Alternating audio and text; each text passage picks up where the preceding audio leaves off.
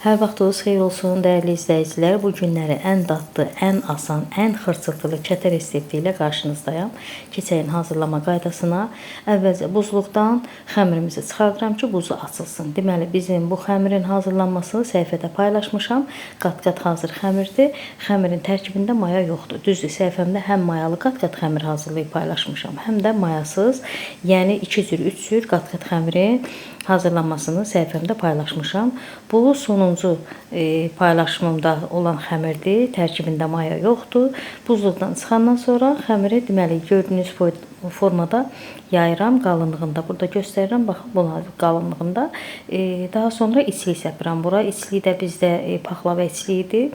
Yəni içlik olaraq sizin özünüzdən asılıdır. Hansı fındıq, qoz, nə bilim badam və yaxud kokos, omac, yəni omac içlikli kətə, yəni istəsiz hazırlamaq, içlik sizin özünüzdən asılıdır.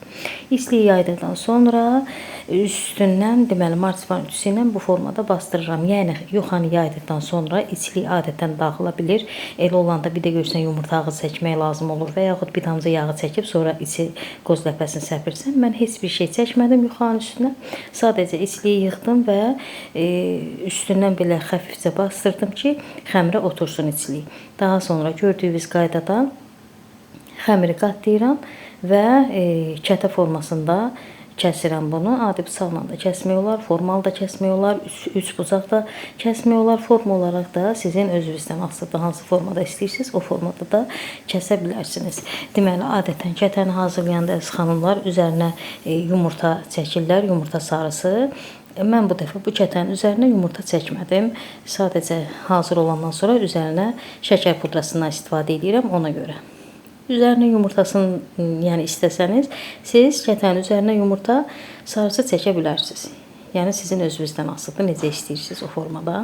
Hazır eləyəndən sonra kətəni 170 dərəcəli qızdırılmış sobaya ötürürəm. Altı üst elə bil bişənə qədər sadəcə üst tərəfini çox qızartmıram. Qızılı rəngi olandan sonra elə bir sobadan çıxardıram. Sobanın orta gözünə yerləşdirirəm. Hazır olandan sonra çıxardıram və üzərinə şəkər pudrası əliyirəm. Əziz xanımlar, çox gözəl, əlverişli xəmirdir bu.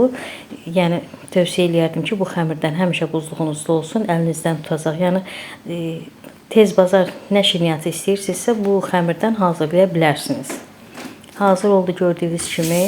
Deməli, şəkər pudrasına da biraz vanil əlavə eləmişəm və kətənin üzərinə bu formada gəzdirirəm. Daha sonra kəsib iç tərkibində sizlərə göstərirəm. Çox gözəl xırçıltılı kətələr alınıb. İnanıram ki, hazırlasanız siz də bəyənəcəksiniz. İzlədiyiniz üçün təşəkkür eləyirəm. Sağ olun, sağlıqla qalın. Abunə deyilsinizsə, abunə olmağı da unutmayın. Hələlik.